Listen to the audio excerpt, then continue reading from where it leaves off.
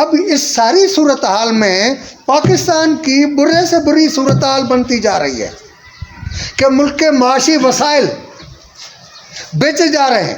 اب بھی جو ہمارے جنرل ہیں، جو ہمارے جج ہیں، جو ہمارے پارلیمنٹ کے ممبر ہیں، جو وزیر ہیں، جو سفیر ہیں، ان کی عیاشی کے لیے ملکی وسائل سے گزارا نہیں ہو رہا.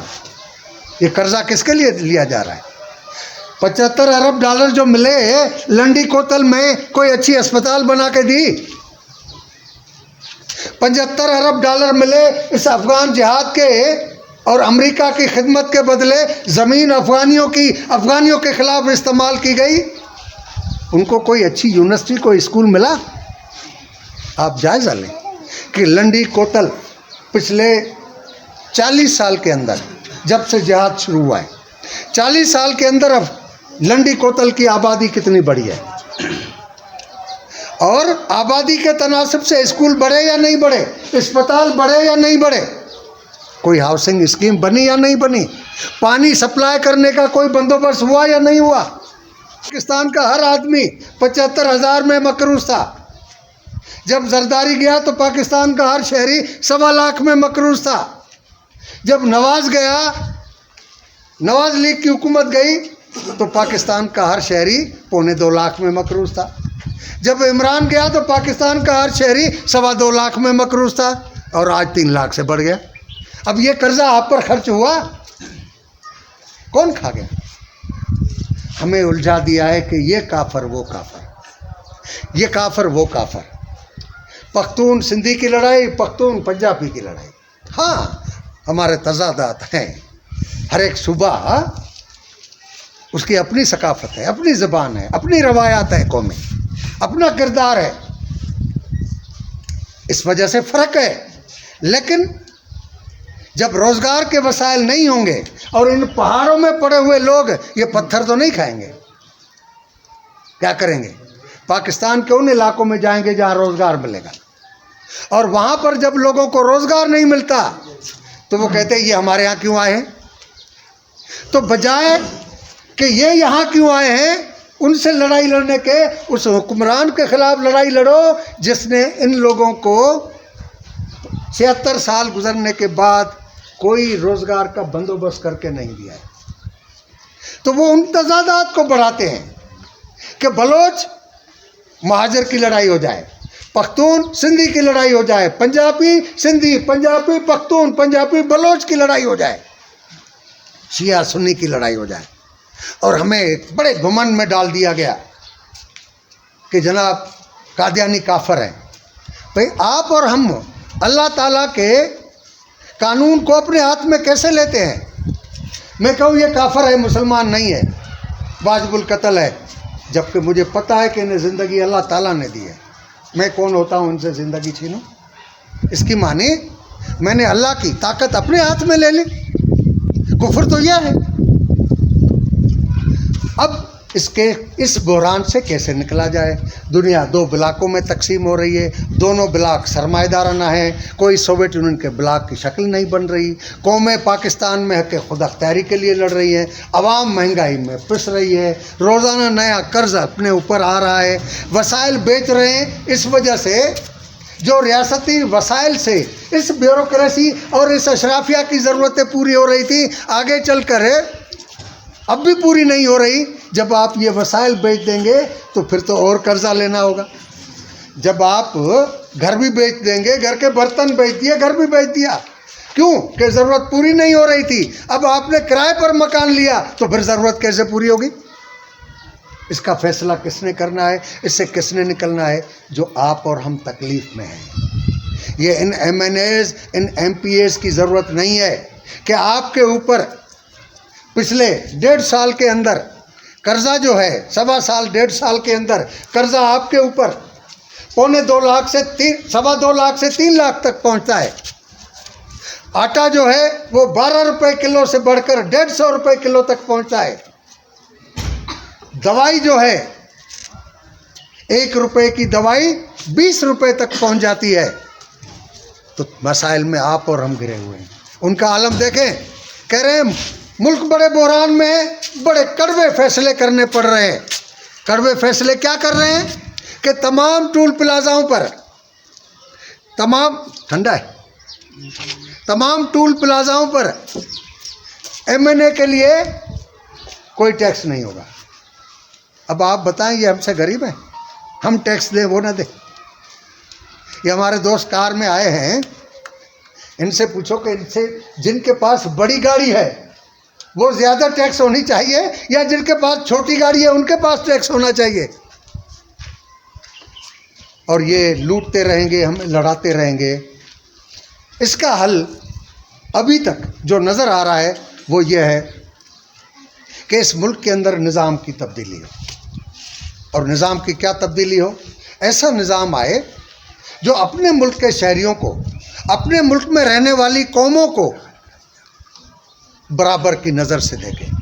ماں کے سامنے بے روزگار بچہ اور 1 لاکھ کما کے آنے والا اور میٹرک پڑھنے والا جو روز خرچ مانگتا ہے وہ، اور جو 1 لاکھ کما کے آتا ہے، ماں کے سامنے دونوں برابر ہوتے ہیں۔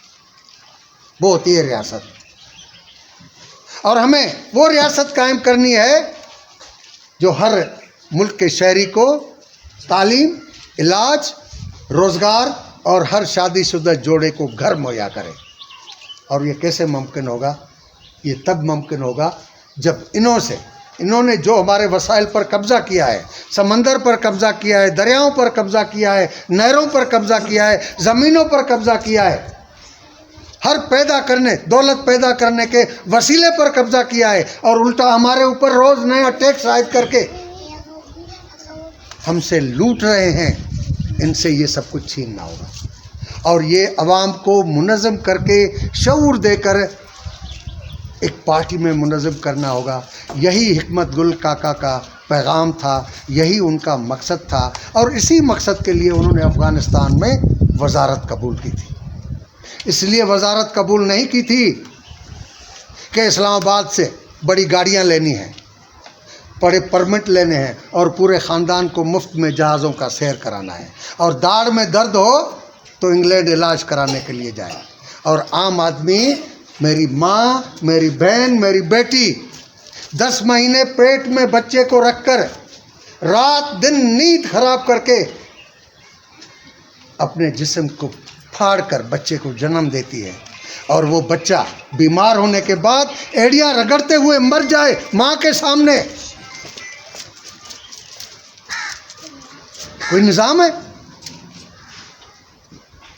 آؤ اس مقصد کے لیے آگے بڑھیں، اور اس میں بہت سارے لوگوں کو کنفیوژنس، اضطراب میں، مشکل میں ڈال دیا ہے کہ یہ ٹھیک، یہ ٹھیک، یہ ٹھیک، یہ ٹھیک۔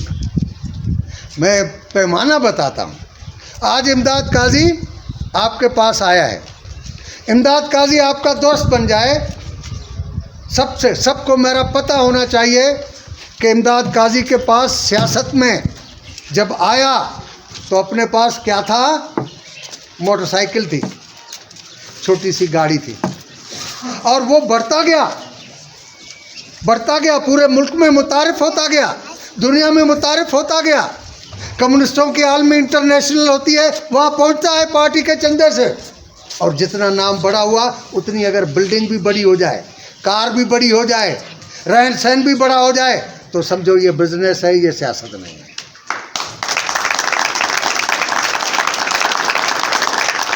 کیونکہ سیاست کام ہے لوگوں کی خدمت کرنا، ان غریبوں کو اس زندگی کی طرف لے جانا جس میں انہوں نے صدیاں گزار دی ہیں، اس زندگی سے نکالنا، یہ مقصد ہوتا ہے۔ سیاست بزنس نہیں ہے۔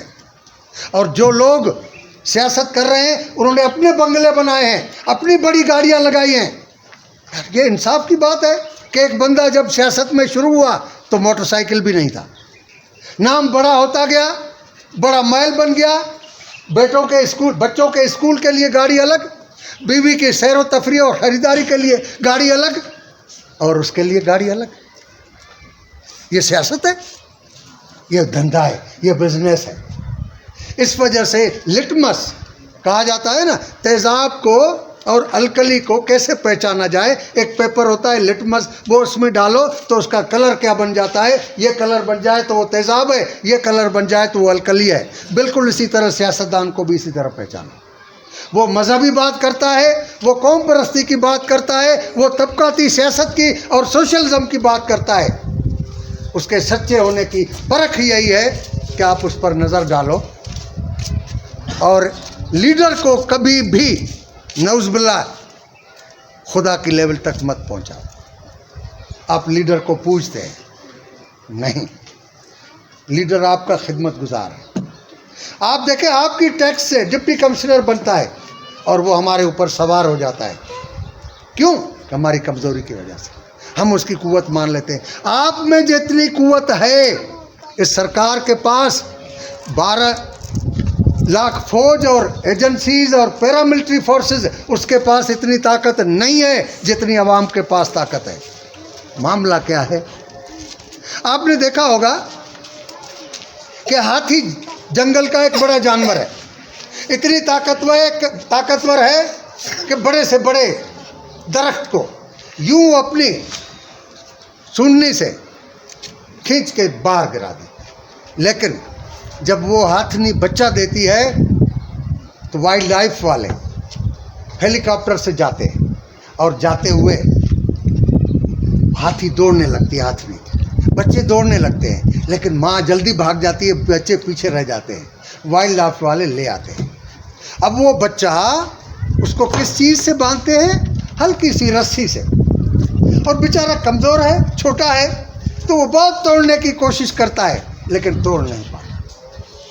پھر استاد اسے کہتا ہے ہنٹر ماسٹر کہ سلام کرو، نہیں کرتا، ہنٹر مارتا ہے.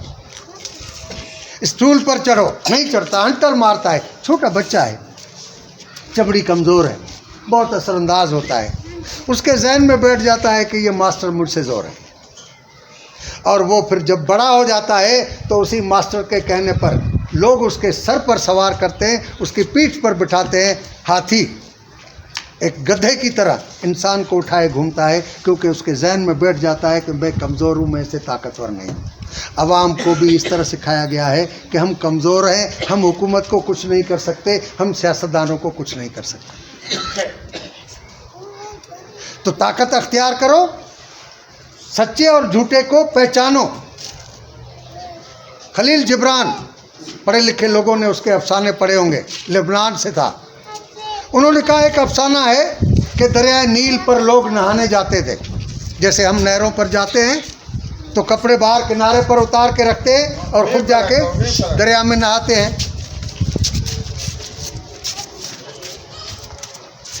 تو جھوٹ جو ہے وہاں نہا رہا تھا، سچ پہنچ گیا. جھوٹ سے کہا ہے بھائی جھوٹ، ذرا تھوڑا سا منہ موڑ لے یا ٹپکیاں لگا تاکہ میں بھی اندر آ جاؤں. اس نے کپڑے اتار کر ننگے ہو کر نہانا تھا. جھوٹ باہر سے آیا، سچ اندر نہا رہا تھا. جھوٹ نے کہا سچ سے کہ میں اندر آنا چاہتا ہوں، تھوڑا سا منہ پھیر لے یا ڈبکیاں لگا تاکہ میں اندر آ جاؤں. سچ بیچارہ نہا گیا، دیر ہو گئی، آواز دی اے بھائی جھوٹ، آئے نیل میں یا نہیں آئے؟ جواب نہیں آیا. دوسری بار پکارا، نہیں آیا. تیسری بار پکارا، نہیں آیا.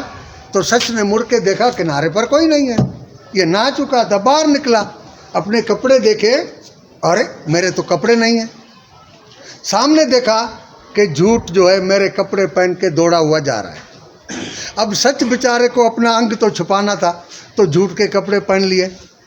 اب وہ جھوٹ جو ہے سچ کا لباس پہن کر دنیا کو آج تک لوٹ رہا ہے، اور سچ بیچارہ اس لباس میں میری طرح کھڑا ہے، کوئی پہچاننے کو تیار ہے. تھینک یو، مہربانی. آپ مزید کوئی سوال وغیرہ کریں تو اس پر ہم بات کریں گے، جواب دیں گے.